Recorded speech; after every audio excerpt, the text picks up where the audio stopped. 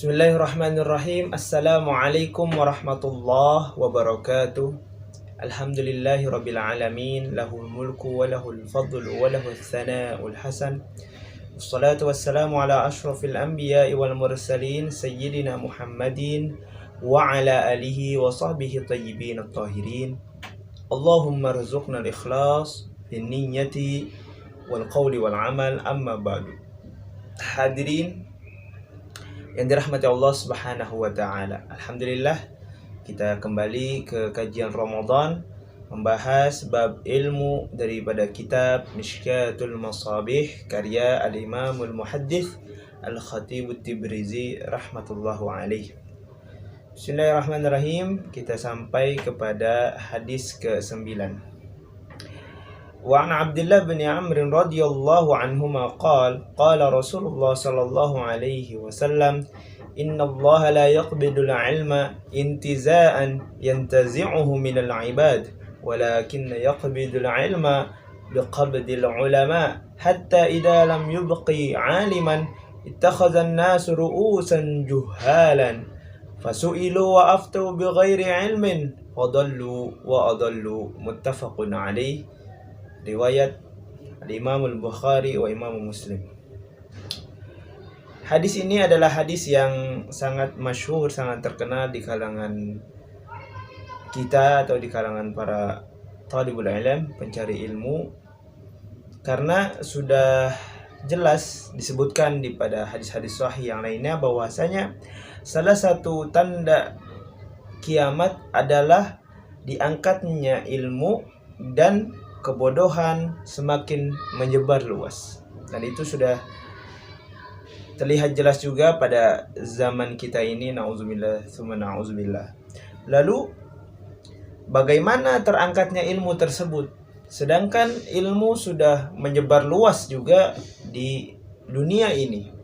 Maka Rasulullah sallallahu alaihi wasallam menjelaskan bagaimana cara ilmu itu terangkat.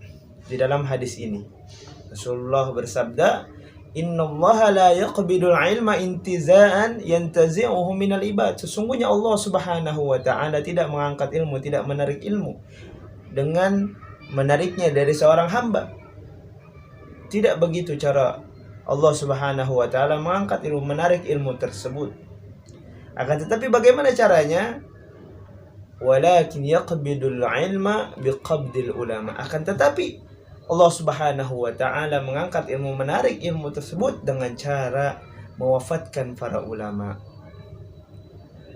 Jadi ketika ulama wafat, ketika seorang yang berilmu, yang telah mengamalkan ilmunya, yang rajin mengajarkan ilmunya, diwafatkan, maka ilmunya ikut terangkat. Jadi di hadis ini dikatakan Rasulullah bersabda bahwasanya ilmu tidak akan diangkat sendirinya, akan tetapi dengan seorang alim, dengan ulamanya juga yang diwafatkan oleh Allah Subhanahu wa taala.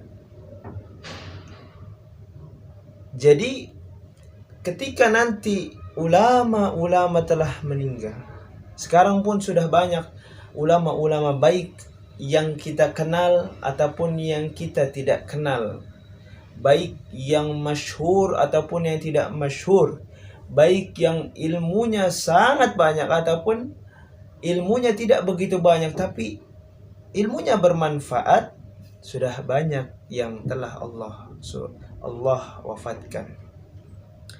Jadi kita sebagai penimba ilmu, talibul ilm, harus bisa meneruskan peran daripada ulama-ulama sebelum kita yang telah berjuang untuk belajar dan mengamalkan, tentu juga mengajarkan ilmu-ilmu yang bermanfaat, tentunya yang diridhai oleh Allah Subhanahu wa taala.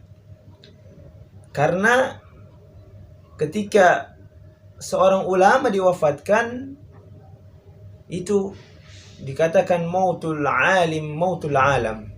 Kematian seorang yang alim bisa dikategorikan atau bisa disebutkan sebagai kematian seluruh alam. Karena orang yang alim, orang yang berilmu itu yang menghidupkan alam ini, yang menghidupkan agama, yang menghidupkan alam ini, yang menghidupkan dunia ini. Subhanallah.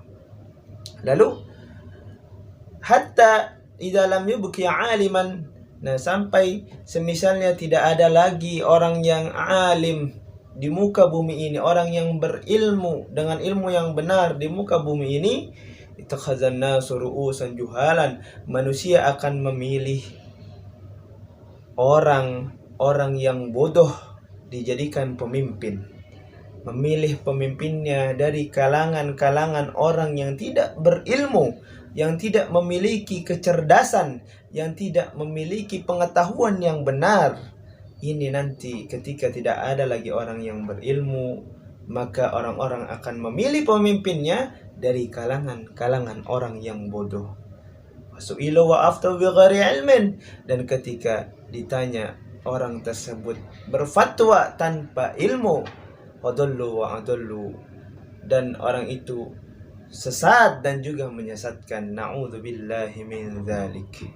Maka sudah selayaknya kita sebagai talibul ilm, sebagai pencari ilmu, sebagai penuntut ilmu, penimba ilmu, harus selalu ajarkan orang lain ilmu yang telah kita dapatkan, yang telah kita amalkan. Tentunya kita ajarkan kepada orang lain agar kita insyaallah dijadikan orang yang memiliki ilmu yang diridhai oleh Allah Subhanahu wa taala, dan agar orang-orang yang dipilih itu termasuk orang-orang yang berilmu.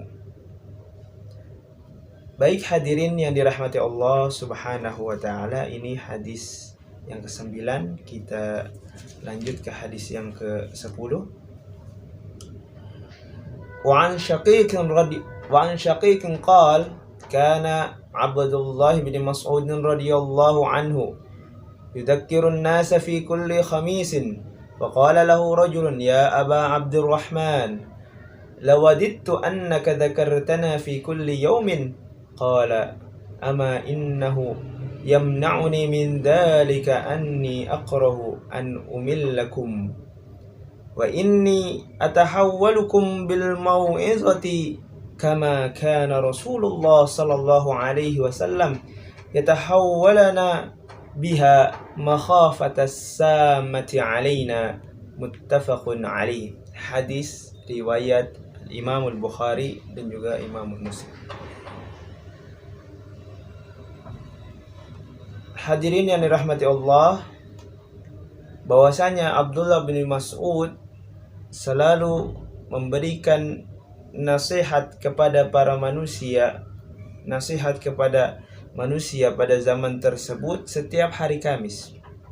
Lalu ada seseorang yang mengatakan kepada Abdullah bin Mas'ud, mengatakan kalau misalnya ia sangat ingin, kenapa tidak diberikan nasihat setiap hari, kenapa hanya hari Kamis saja? Lalu Abdullah bin Mas'ud mengatakan bahwa beliau tidak mau membuat manusia bosan ataupun manusia capek, letih dengan selalu mendengarkan nasihat. Jadi ketika Abdullah bin Mas'ud hanya memberikan nasihat yang baik, ataupun memberikan petunjuk ataupun nasihat-nasihat ilmu agama itu hanya pada hari Kamis, tidak setiap hari. Karena beliau tidak ingin manusia pada zamannya itu merasa bosan ataupun merasa letih kalau misalnya diberikan nasihat setiap hari. Misalnya datang hari ini, datang memberikan nasihat, besok datang lagi, besok datang lagi. Abdullah bin Mas'ud takut akan kebosanan manusia jikalau diberikan nasihat setiap hari. Dan juga Abdullah bin Mas'ud mengatakan bahwasanya beliau memberikan nasihat kepada orang tersebut setiap hari Kamis itu sebagaimana Rasulullah Sallallahu Alaihi Wasallam lakukan juga, memberikan nasihat hanya setiap hari Kamis. Karena apa? Karena Rasulullah Sallallahu Alaihi Wasallam juga takut akan kebosanan para sahabatnya jikalau diberikan nasihat setiap hari. Ini sebagai hadis ini Rasulullah Shallallahu Alaihi Wasallam bersabda pada hadis ini, dan hadis ini bisa menjadi rujukan kepada kita. Misalnya kita sebagai orang yang selalu terpandang untuk memberikan nasihat, kita atur waktu kita, kapan kita memberikan nasihat, kapan kita memberikan waktu luang kepada orang-orang yang di luar sana. Jikalau kita bisa memberikan nasihat setiap hari dan kita yakin orang tersebut tidak akan bosan, orang tersebut tidak akan capek mendengarkan nasihat kita, monggo silakan. Akan tetapi jikalau sekiranya kita lihat bahwasanya orang itu akan merasa bosan nantinya ketika kita memberikan nasihat setiap hari, setiap waktu kita berikan nasihat, maka bisa diikuti jalur ini sebagai jalan yang telah dilaksanakan oleh Rasulullah Sallallahu Alaihi Wasallam dan juga para sahabatnya, dilakukan seminggu sekali agar orang itu juga bisa menelaah nasihat yang diberikan, mengamalkan dengan baik, mengamalkan dan menerapkan pada diri masing-masing mereka. Ini hadis yang bisa kita introspeksi diri kepada diri kita. Misalnya kita ingin memberikan nasihat kepada orang lain, maka kita lihat dulu apakah orang tersebut bisa selalu menerima tanpa bosan dengan nasihat kita. Jikalau tidak bisa setiap hari menerimanya, maka kita atur waktunya kapan saja kita memberikan nasihat kepadanya, sehingga orang tersebut selalu mendengarkan kita ketika kita memberikan nasihat kepadanya. Subhanallah. Lalu kita lanjut kepada hadis yang ke-11. Bismillahirrahmanirrahim. Wa an Anas radhiyallahu anhu qala kana an-nabiy sallallahu alaihi wasallam idza takallama bi kalimatin a'adaha thalathan hatta tufhama anhu wa idza ata ala qaumin fasallama alaihim sallama alaihim thalathan. Rawahu al-Bukhari. Hadis riwayat Imam Al-Bukhari. Di hadis ini dikatakan idza takallama bi kalimatin a'adaha thalathan. Jikalau mengeluarkan suatu perkataan, mengulangnya 3 kali. Nah, kalau dilihat daripada makna zahirnya, ini sangat menyusahkan. Karena apa? Jikalau seseorang mengatakan setiap kata diulang 3 kali, setiap kata diulang 3 kali, setiap kata diulang 3 kali, maka pendengar akan merasa capek, akan merasa bosan mendengarnya. Setiap kata diulang 3 kali, setiap mengatakan sesuatu harus diulang 3 kali, 3 kali, 3 kali, maka pendengar akan merasa capek mendengarkan perkataannya. Nah, yang dimaksud daripada selalu mengulang 3 kali di sini, yaitu misal ada suatu perkara yang penting. Nah, jikalau ketika mengajar lalu terlintas ada suatu perkara yang penting, maka diulangi 3 kali sampai faham. Itu maksud daripada pengulangan 3 kali setiap mengatakan suatu kalimat. Jadi kalau misalnya ada kalimat yang penting ataupun pembahasan yang penting, maka diulang 3 kali sampai paham. Dan ketika ada masalah, misalnya di suatu kalimat di situ ada permasalahan yang sekiranya para sahabat itu harus memahami masalah tersebut, dan masalahnya sangat besar. Kalau misalnya hanya dibaca sekali atau disampaikan sekali, maka Rasulullah Shallallahu Alaihi Wasallam mengulangnya sampai 3 kali sampai para sahabat ridwanullahu wa anhum ajma'in faham atas masalah yang telah disampaikan oleh Rasulullah Shallallahu Alaihi Wasallam. Lalu wa idza ata ala qaumin sallama alaihim thalasan. Kalau datang kepada kaum, memberi salamnya 3 kali. Nah, di sini ada beberapa pendapat untuk tempat 3 salam yang dikatakan di dalam hadis ini. Di dalam hadis yang disabdakan oleh Rasulullah SAW ini. Yang pertama, Tiga salam di sini maksudnya ketika Rasulullah SAW izin untuk masuk ke dalam rumah orang lain. Jadi sebagaimana ada juga disebutkan di dalam hadis yang maknanya seperti ini, ketika salah satu dari kalian ingin izin untuk masuk ke dalam rumah orang lain, maka ucapkanlah yang pertama Assalamualaikum, lalu katakan apakah saya boleh masuk. Lalu kalau misalnya tidak ada jawaban, ucapkan salam yang kedua kali Assalamualaikum warahmatullahi wabarakatuh, seperti itu lengkapnya. Lalu bilang apakah saya boleh masuk. Kalau tidak ada lagi jawaban, ucapkan salam yang ketiga Assalamualaikum warahmatullahi wabarakatuh, apakah saya boleh masuk. Kalau misalnya tidak ada jawaban, maka pulanglah dari tempat tersebut. Ini maksud daripada Sallama alaihim thalathan. Yang dimaksud tempatnya di sini ketika ingin izin untuk masuk ke dalam rumah orang lain. Ini pendapat yang pertama. Lalu pendapat yang kedua, yang dimaksud idza sallama alaihim thalathan, ketika itu memberi salam yang salah 3 kali, itu ketika Rasulullah SAW hadir di majelis yang sangat besar.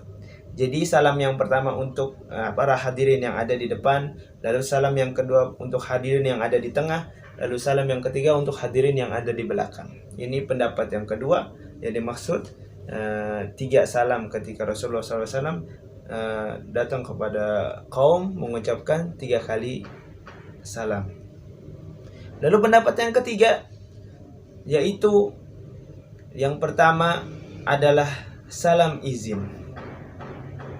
Salam izin itu yang pertama. Lalu salam kedua adalah salam sambutan.